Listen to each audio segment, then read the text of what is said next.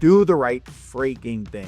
Generate leads the right way, sell the right products the right way, and you'll have a very successful business. We went from about 20 million in revenue last year. We'll be close to 40 million this year. We expect to do about 60 million next year. I truly believe that we're doing it the right way. Let's get rid of the bad actors that are out there, and let's make the Medicare industry back to what it was pre-COVID, even probably 6-7 years ago. It's gotten dirty.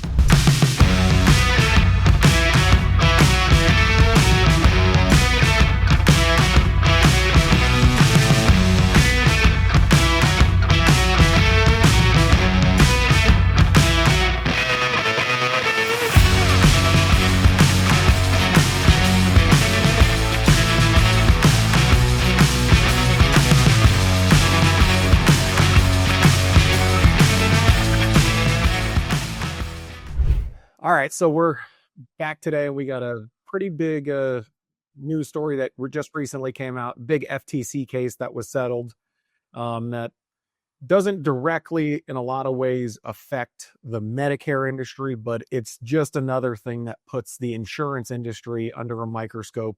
And frankly, I think for good reason. I think you agree, Jagger. I think some of the actors that were involved here were doing a lot of things, especially when you read the complaint, that weren't necessarily all that good. Not just the fact that they have this $145 million settlement, but when you read through it, there's some things that jump out at you. The first thing that jumps out at me is the $100 million, and that was Assurance IQ that ended up having to settle with the FTC. And I mean, as we read through, besides the fact that this just happened just a few days ago, I think it was like August 8th that the news came out. The big things are deceptive statements to consumers, besides the $100 million. But did you ever come across, Assurance IQ, or have you dealt with them, heard about them, hired any agents that worked with them? Yeah, we definitely, I would say, I don't know how many agents we have internally that worked for them, but and I'll say this from an outsider looking in, and I don't have a ton of relationships that I've worked with, the people that have worked with Assurance IQ, but I mean, I have not heard good things. I heard their technology was pretty cool and everything, but, I feel bad for Prudential. Prudential lost a ton, over $1 billion whenever they acquired, and then now 2 different lawsuits, not just this one, right? There was another one that Prudential ended up having to pay for. I think that one was, let me look it up really quick. Do you remember what it was? I think it was like 20, it was 100. This one was $100 million. And then the other one was $21.875 million class action. And that one was settled back in March of 24. So, it goes back to what we always talk about. Do the right fucking thing for people. Yeah. I mean, and so if people don't know where they really, where this company, Assurance IQ, they've had a couple names over the years, but where they really came out was during the Affordable Care Act early years, the ACA. People were looking for alternatives, and short-term medical plans were a big part of that alternative. I came across a couple groups, and I'll just say I heard many times that this is just like Obamacare. Oh, it covers, you don't have to pay the penalty or anything along those lines. Those were things being said to customers. And that's mentioned here in, the FTC settlement, that they were just making essentially material misrepresentations of what they were doing. Yeah. I mean, they were wrong deductibles, wrong at max out of pockets, just making it sound like these were the best plans ever. And, that they work just like Obamacare and everything else. And then on top of that, they're bundling other policies on top of it. They're adding ancillary, they're adding dental, right? And then they were telling them, my chair almost just made me fall out of it.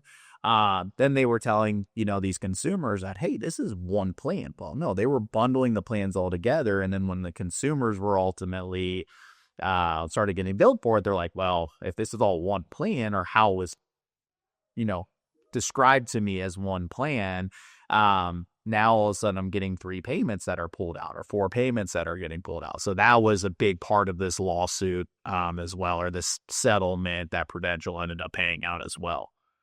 Well, they were, in a lot of those cases, they weren't just bundling, because this is something that I've talked about in my videos in the past about how ancillary products are huge. I mean, they're big for us as a company, but we got to do it the right way. We attach ancillaries. It's something that is absolutely necessary. Quality products that are needed, and yes, you have to be clear about it. I've heard calls and I saw people say, where the client would go, "Oh, there's this accidental death and dismemberment policy that's built in to your health insurance, and oh, there's this dental policy that's built in to your thing." And so they were really bundling them in ways, and actually it caused a lot of people to just have some of their contracts blow up because they sold a lot of these policies, and then they'd have extremely high cancellations. So there's been signs for years. It seems like the law is finally catching up in a lot of cases. It's not a surprise if you've been in the industry. But that was, the 100 million of the 145 million with Assurance IQ. I think the more interesting one is MediaAlpha, which is a $45 million lawsuit or settlement. I do want to touch a little bit more on the other one just because, and the MediaAlpha one is the one that really hits home to us with doing lead generation and stuff. But, something else that has other groups, and we can call out one, I don't believe they're in business anymore. If they used to go by HII benefit, they're actually called out in that lawsuit. So we're okay with talking about it. They got sued for the same thing. I would say close to the same thing a few years ago. I think it was 2 or 3 years ago they got sued for the same thing. And what Assurance IQ was ultimately doing is they were leveraging HII benefits, right, products. They were selling through them, right? And that's how I think Assurance IQ ultimately ended up getting drug into this mess, was because of the fact that benefit had their lawsuit. They had a settlement. It looks like here was a settlement of about $13 million because of the same things, and then also TCPA of unwanted calls and that type of stuff as well. But it started with them. It started, I think, with benefits. They saw, hey, who's this Assurance IQ company that there's probably, $100 million plus, maybe hundreds of millions of dollars. I don't know exactly what it was that was paid out to this other company. And then it probably, they started doing some research on them at that point. There was, from my understanding, there was another group as well in South Florida. I'm not going to name names because I don't think they're actually in this lawsuit. They might be.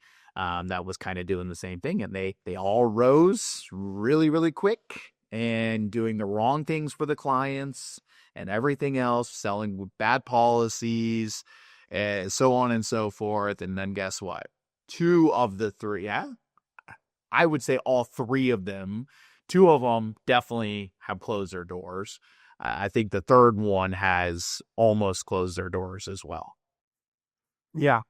I mean, there's a number of people that were wrapped up in this. And even I think some people that didn't realize that they were, dealing with this overall company.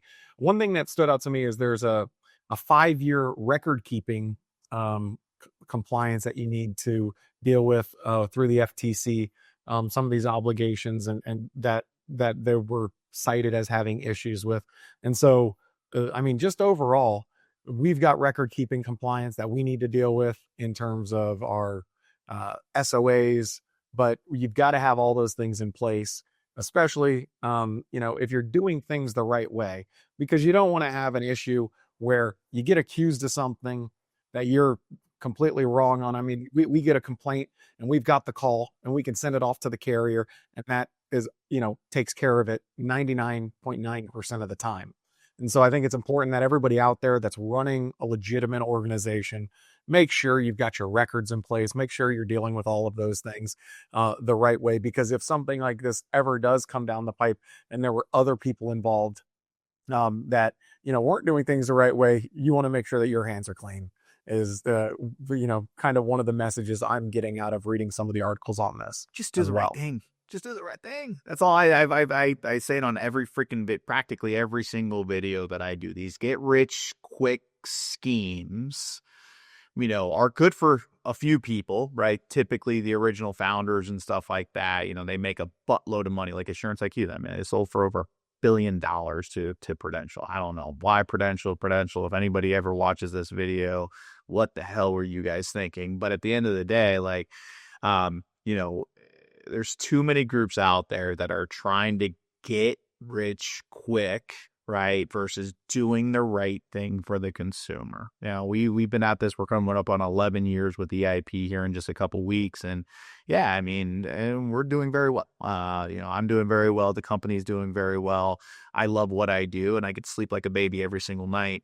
But these groups that are just being deceptive, to the consumer and stuff like that, man, it's crazy to me that they can get so many agents to do it too. Like who's working for these groups? That's why. So to go back to, one of the questions, you hire a lot of people. No, we typically don't, because those aren't the type of people that we hire, in at EIP, because of, hey, if you were able to sell that type of stuff and you work for somebody like that for a number of years, the agents know what they're doing.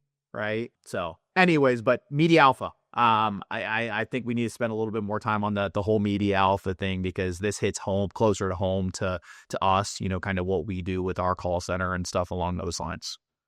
Yeah. MediaAlpha. I mean, if you don't know the name, you probably have dealt with them in one way or another if you've ever bought leads. Because a lot of times when you're buying a lead, if you're not buying direct from the actual wholly owned lead generator, you're buying through a third-party aggregator. And MediaAlpha was a huge player in this space. Quote Lab, you've probably heard of, they're associated and they're named in the lawsuit as well. But one of the things that I know I complained about for the last 5 or 6 years is when I talk to people and dealing with buying and selling leads, is just the crazy low prices that people were generating leads for. And it was, it's too good to be true. It's probably too good to be true. Yeah. So people, they were generating leads for just, there were people out there, I could generate, $2 leads for Medicare. And it's just that's a red flag, right? And then a lot of people built their businesses on, a $2 or a $5, lead. And that made their CPAs extremely low. And then it also made people adjust their expectations on what it costs to essentially acquire a client. How much money did it take in advertising and spend to be able to get somebody on the books? And I think a lot of it comes down to is kind of some of the things that are named in this lawsuit. And I saw these ads. You could go in the Facebook ads library and come across them.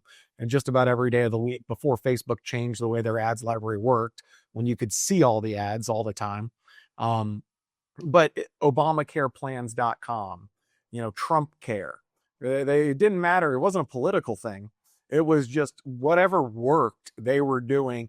Hiring actors, right? Health insurance give back to, talking about health insurance give back program. Programs and stuff like that. Using people's voices, like I think I saw something where like Floyd Mayweather endorsing a plan or something like that. Like, and some of those companies that we were just talking about, the other lawsuit as well, right? You got to remember, Benefit HII, they were the Joe Namath, right? They acquired the company that did Joe Namath. So Benefit and some of those other, they had other lawsuits as well that was very similar to this MediaAlpha one, where they were not only being deceptive of the plans that they were offering, but they also got sued, and there was some TCPA. I'm looking here, so they did going back to Benefit. There was $100 million in refunds that were given back a few years ago, and then you also had that $13.5 million settlement. But then there was also another one in regards to class action and unwanted telemarketing calls, misleading of advertising and stuff like that. So they, I haven't heard anything with the whole Assurance IQ. They were generating leads a little bit different and how they were doing it and stuff, which didn't hear good things, but I'm going to leave that for what it is. But, these big groups, going back to the MediaAlpha thing, a lot of these big groups that are doing this stuff are, again, just not doing the right stuff for the consumer, and which in return, screws the agents, screws agencies and stuff like that as well. And I think one of the things that stands out, and if you're if you've got a website that's compliant and everything along those lines, you've got it listed at the bottom that you're a non-government affiliated website. And it kind of seems like almost a silly thing that you would have to put on your website if you're, Florida. Yeah. If you're like FloridaMedicareExperts.com or something, you need to have non-government affiliated in on your A logo and your non-government disclaimers. entity or something like that. I think it's you're required to have in your actual logo, right? So we got Medicare Compared, Medicare FAQ. If you go look at our logos, we've got the subtitle that's on there, a non-government entity, I believe, is what we have on ours. And I'll tell you what, I go to a lot of websites today. I'm talking to people and go to websites. Most people have it, but I do see people that don't. Typically it's a smaller group. But every now and then I am surprised when I do talk to somebody and I find their website and they're a pretty big group and they don't have these things. I think this is something that everybody Are they being deceptive? Or are they being lazy? What is it? They don't have the time, the resources, the money, the energy. What is it? And with lawsuits like this coming out, it's almost, you can't use the excuse anymore. I didn't know, right? You've got to know, especially if you're making a living. Building a company that is going to be around is not a quick hit. Guys, these are some basics. This is huge, right? MediaAlpha, we're not putting, I'm going to stress to you guys enough, like now that there's an aggregator that's out there that sells hundreds of thousands of leads, right? Their main verticals are PNC and Medicare, and they got into the ACA space, right? That's what this came from. A lot of this is stemming from ACA. However, MediaAlpha is a big name, very big name. I know a lot of people that are over there. If they're looking at media, and this just came out this month, right? If they're looking, it was $45 million that they settled on, right? This isn't it's a little bit different when you got a Prudential that's behind for $100 million, right? Prudential's a very large company. Now, MediaAlpha is a pretty big company as well, but $45 million that they're having to pay out, that means they're going to be looking, right? They're looking for other people to make more examples out of other people to ultimately, hopefully, clean up the space, not only in the ACA world. I hope they do it in Medicare, right? If you're one of the bad actors and you're watching this, get the hell out, right? Because that's what ultimately is happening in the ACA space, right? There's new rules, new regs that are coming in ACA. I'm hearing it all the time, right? Everybody went in Medicare Advantage, right? This is how it started. They went Medicare Advantage. When Obamacare came out and stuff like that, they swapped over to ACA. Now that these the AOR changes, right, just switching people without them knowing and everything, that's gone $5 away. free plan, is no longer an option. That's gone away. Now these guys in compensations changing in ACA, and the plans are changing, and SEPs are changing. There's multiple changes in ACA. Now these groups are trying to figure out, okay, well, we're going to go back to Medicare, right? Or are we going to start final expense? So I'm hearing a lot of people are going back into the final expense market. They probably started in final expense. They went to ACA, then they went to Medicare. Now they're trying to figure out, hey, where are we going back to? A lot of them are going to final expense. A lot of them are possibly going back to Medicare. Like, just do the right freaking business. Like, if we had an ACA division, which we don't, right? We are going to be building one out. If we did have an ACA division, we wouldn't be changing anything, right? Because all the new rules and regs, and we'll adapt to them, and we'll change with how we need to adapt, just like we have with Medicare over the years. Like, a new rule comes out because an SEP change or something like that on our call center side of Medicare, I don't go fire a whole bunch of people or take those people and go work in a different area. Why? Because we're doing business the right way. It doesn't really affect how we operate as a company. Well, I think also it's these groups, they aren't just bouncing from one insurance product to another. I saw groups that were selling, HII or selling these short-term policies, and then they somehow got into durable medical equipment. And like 3 years ago, 2 years ago, there was a credit collection, right? That type of stuff. Well, there was a $200 million durable medical equipment settlement that came down a couple years ago in the state of Florida. It was out of Orlando and Fort Lauderdale. That I went into a guy's office and he was like, "Did you hear about the big settlement?" And I was like, "Yeah, I had no idea." But he was affiliated with this group, and it was like, they were doing durable medical equipment sales, and they were going from not just the people that were doing it, the doctors that were giving the bad prescriptions, but it was going all the way down to the lead generators that they were buying them from. And so, if you come across somebody that's kind of bounced like that, when they've done durable medical equipment, which isn't really insurance, that's a little bit of a red flag, because a lot of these groups that are affiliated in here, I think, have run into that. But MediaAlpha, I mean, they weren't a company that nobody had heard of. Not that Assurance IQ, they people heard of them. A lot of times when I see these lawsuits come out, I'm like, who is this company? And I have to look them up and kind of figure out who they are. I went out to Lead Generation or LeadCon in Vegas, in pre-COVID, and they were a huge marquee sponsor. Out of almost every different event that I've been to, every different conference I've been to over the years, MediaAlpha is a big sponsor. And frankly, I think they're probably going to survive through this.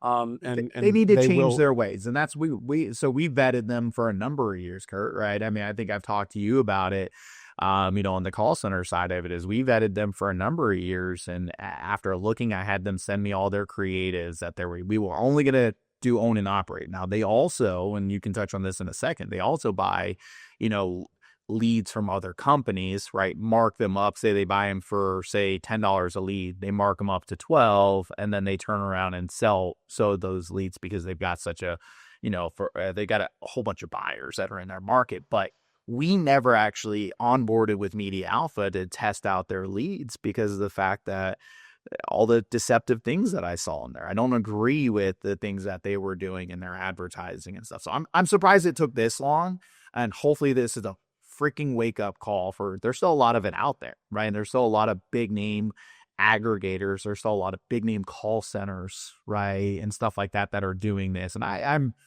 when I'm saying they're doing this, I'm talking more Medicare. I don't really pay attention to ACA too much because it's not our business, but it's happening. And it's still happening a lot. So hopefully this is a freaking wake-up call. Yeah. I mean, another piece that we talked about leads and everything. One of the things that's mentioned in here is traffic. And when we're talking about traffic, this is something that I don't know if EIP has ever experimented with it.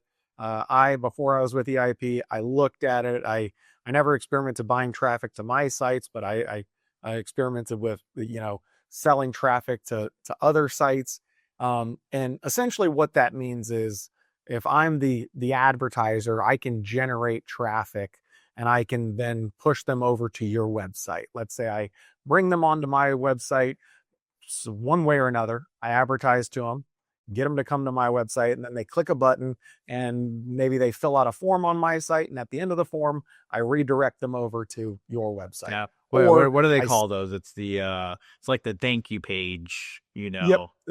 The thank you page, and they double whammy. Hey, they get a lead on their website, they go and sell it. They do a thank you page, right? They do a thank you page as well, and then they get to go charge for that click that goes over to XYZ. It might be $5 a click. So every time somebody gets onto your site from my site, I get $5. And by the way, this isn't a bad thing. This is extremely common. If you've ever been on Travelocity, Kayak, all of those, you've experienced this yourself, right? But you click on one thing and the next thing you know, you're like, how am I on this other website? I think it's bad. I think it's horrible. I like the idea of, hey, listen, you fill out a form and maybe you show some other products, right? But hey, you just filled out a lead form to get Medicare quotes.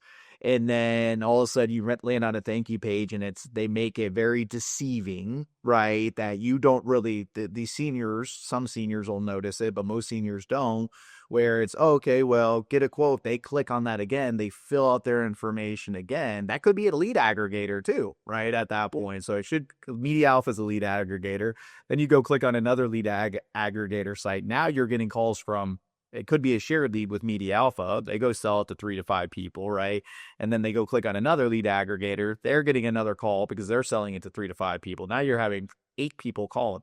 That's bullshit. I think that's stupid. I'm pissed that the TCPA January 1st law didn't go into effect with the 1-to-1 and stuff like that. I hope that does come back. I haven't heard anything about it since they canned it, at the beginning of January with the new administration. I think they got that wrong. Hopefully they're cleaning it up. But I disagree. I like other product lines and stuff there. Not saying right. I like other products, but I don't like a Medicare to Medicare.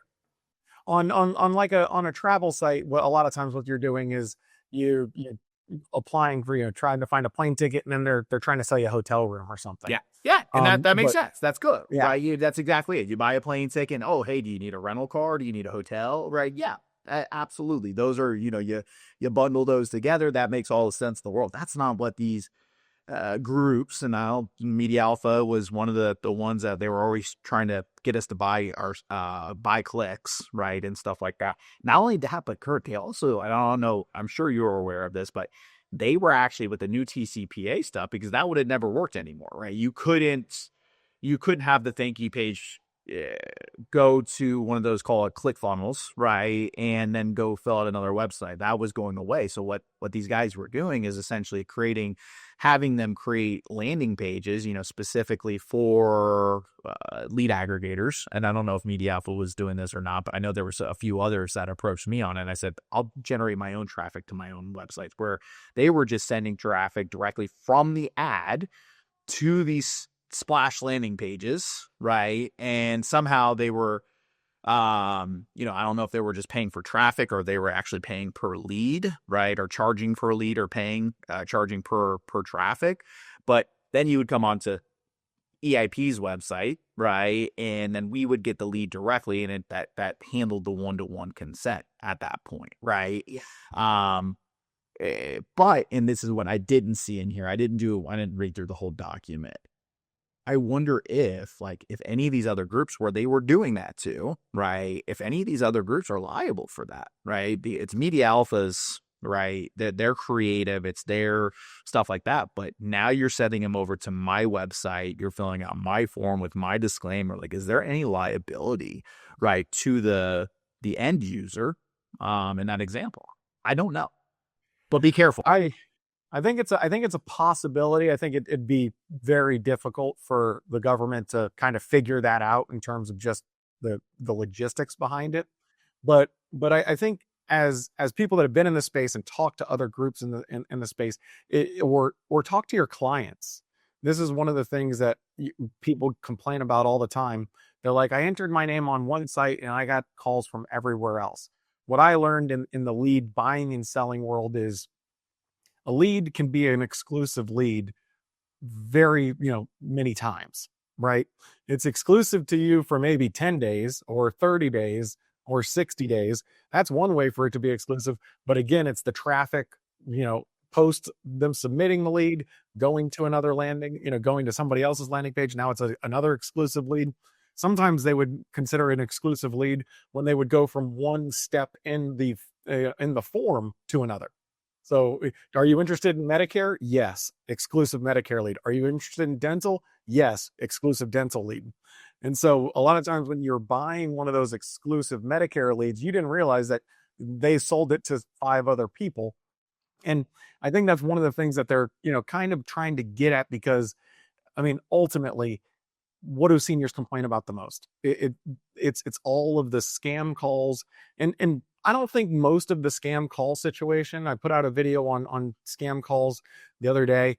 I don't think most of that is coming from us. I think a lot of it is coming from overseas, and they really getting a ton of, it seems like I'm getting more and more of them too. I easily get 5 to 6 a day. It's coming from us too. Let's be real. It is coming from us, right? The 1-to-1 rule consent would have solved that, in the States. Doesn't mean it would stop it from overseas. How can you regulate overseas centers and stuff other than saying, hey, if you end up buying a lead from them and it came from overseas, right, then you get dinged for it.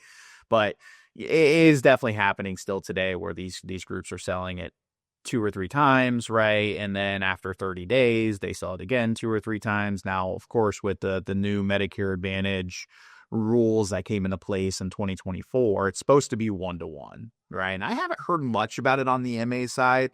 I'd Because say over the CMS past was year, still regulating the that's one-to-one. CMS regulating it We've got the specifically. FTC and Yep. FCC, and then we've got CMS. Those are Two they different all have their things. own rules. Yeah, So we still have a 1-to-1. It seems like it's getting better on that side of it. I have not heard much about it. I don't hear as many complaints. We've got AI, and I listen to a lot of calls as I'm tweaking scripting and stuff like that for the team upstairs, for the Medicare and Life team, but I don't hear it as much as I used to, that their phones are blowing up and everything else. So it seems like it's slowing down in the States.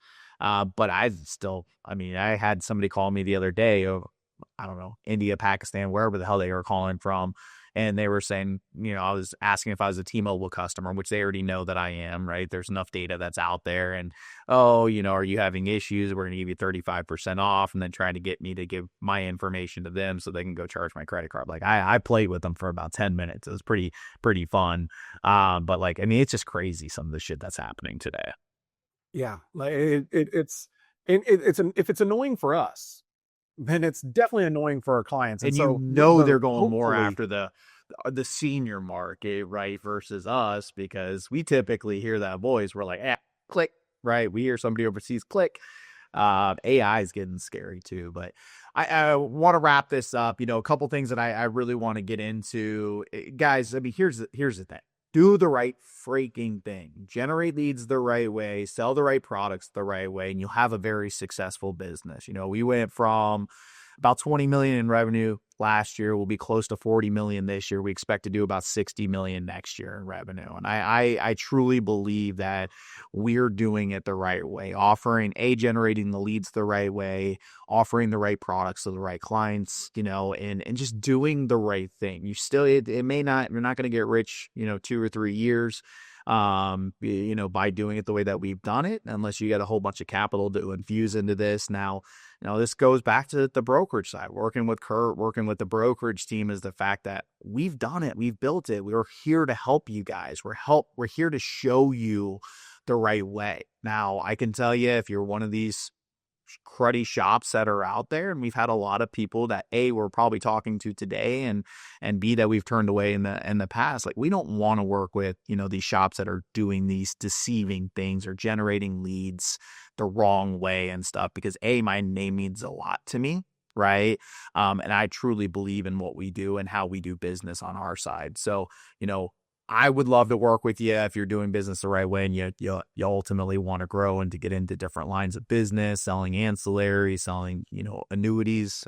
We started the annuity side about a month ago. We got about $5 million. Think about that, $5 million off of our Medicare clients, not generating any leads or anything else along those lines. I think we're going to be far more successful. We're tweaking some things there. I think we'll be far more successful than that. But $5 million in a month, that's pretty cool just starting off. There's not many groups that are doing it. But Curt, anything you got to add before we wrap this thing up? No, I think you nailed it on the head. Doing everything the right way is important. Sometimes you think that there's a cheaper option. Ultimately, I think for most people, those cheaper options after a few months turn into headaches, or after a year or so, it turns into a headache that you didn't realize with either, you think you've got a lower CPA, but ultimately your lifetime value ends up dropping because those same people that sold you the lead sell the lead again, and now you've got a short-term disenrollment. And so focusing and it hurts our carriers, right? Yeah. The carriers want good, clean business, because they base all their pro formas and all their models and stuff like that with certain specific numbers in there. And then you go in there and when you're deceiving to the consumers and you're writing business the wrong way, well, they're expecting a persistency of X to get a lifetime value of X to be able to pay us the commissions that they pay us. And then now these groups going, right, we're not talking 100, 200 applications, right? Some of these groups that are in these lawsuits were writing hundreds of thousands of enrollments a year right? I would even say some of them were probably doing that on a monthly basis, right? And now you go and screw these insurance carriers, and then they get into trouble, right? Because their numbers aren't adding up and everything else. Like, man, it's a domino effect. I mean, when you're talking hundreds of thousands of apps a year, United Healthcare has 8.5 million Medicare Advantage beneficiaries, Right, nationwide. it's a They're big the number. largest provider in the entire country. Yeah, hundreds of thousands is a big number. Some of these groups can be a systemic situation for the carriers, which is a lot of times why the carriers, kind of don't want to know how the sausage is made. But ultimately, it does end up affecting all of us, smaller guys that aren't as aggressive on some of the things that the bigger guys did out there. And with stuff like this coming down, with some of the lead aggregators getting hit, with some of the, what I would call bad actors on the short-term side, $100 million, I think that was kind of the writing was on the wall. But these things are going to clean up the industry and ultimately make it better for us and better for our members. Ultimately, hopefully, give the overall health insurance, Medicare Advantage, Medicare Supplement ecosystem a little bit more stability, so that we aren't seeing, not just raised cost in terms of medical expenses, but every time a member changes plans and rolls over and has to continue to switch, that is an admin cost on the carriers. Yeah. They're having to refund. We know they're not tech savvy. We know that they're not automating. They're getting there, right? They're finally, most of them, almost every one of them has EAPs, but the real-time underwriting and stuff like that, it costs them a lot of money. I do want to throw out one more thing, and I know some of our carrier partners, do watch this, because I get a lot of them that text me and say, "Hey, great video," and stuff. Like, carrier partners, I'm gonna ask you guys to get better too, right? Because you guys are so you guys know some of these bad actors are out there, and you're allowing them to do it. You, like Curt said, you close a blind eye to it, and you shouldn't be, right? You should be having certain, and I'm talking Medicare specifically. I can't really talk on the ACA side of it. I'm getting to know life insurance a lot more, of course, as well. But, when these groups are going after fast cash and using the wrong SEPs and doing that type of stuff, we shouldn't be allowing them to do it. Let's get rid of the bad actors that are out there, and let's make, the Medicare industry back to what it was pre-COVID, even, probably 6-7 years ago. It's gotten dirty. It's got dirty, and there's still a lot of bad actors that are doing a lot of bad things and just replacing business and not doing the right thing for the consumer. So, carriers, if you watch this, start doing something about it on your guys' side. And I know you want to add one last thing. I got one last thing to add as well. We've got a lot of friends that are very big groups. I mean, EIP is a big group in the Medicare world, and we've got friends that are big groups. Just because somebody's big and they've grown and they've had great success in the last 5 or 6 years doesn't mean they're one of those people doing those things. And I think if you're an honest agent, if you can tell when you walk in, you can tell who you're dealing with, the way things are written. If it kind of tastes a little bad, it probably is a little bit worse than you think. But I don't want to, this is not EIP casting a negative shadow on everybody that's big. We don't want to, we're not saying any names because we don't want to, call out the good guys, but we just want to, ultimately say, there's a lot of great actors out there that are trying to do the right thing, that are doing the right thing. But I think a lot of us know the people that are kind of playing a little fast and loose. Quit closing the blind eye. Start making changes, start changing comp plans, to associate in the Medicare Advantage world based upon persistency and that type of stuff. I mean, that's where we are losing as a Medicare industry today, of people chasing the fast cash. And that's the carriers too. That's just not these, big, small individual groups, right? You don't have to be a big group. You can be a medium size, you can be a small group, you can be individuals that are ultimately doing this. But what's happening is everybody's chasing the fast cash, okay, and not going after what's in the best interest of the client, which then in return you're still going to get the cash and you're going to get far more of it. That's why our persistency is so good, is because we place the clients in the right products, when it's needed to be. So, hey, let us know if you have any questions, brokerage@teameip.com. Reach out to one of us on social media. We can set up a call. Would love to have conversation. Absolutely. Thanks, Jagger.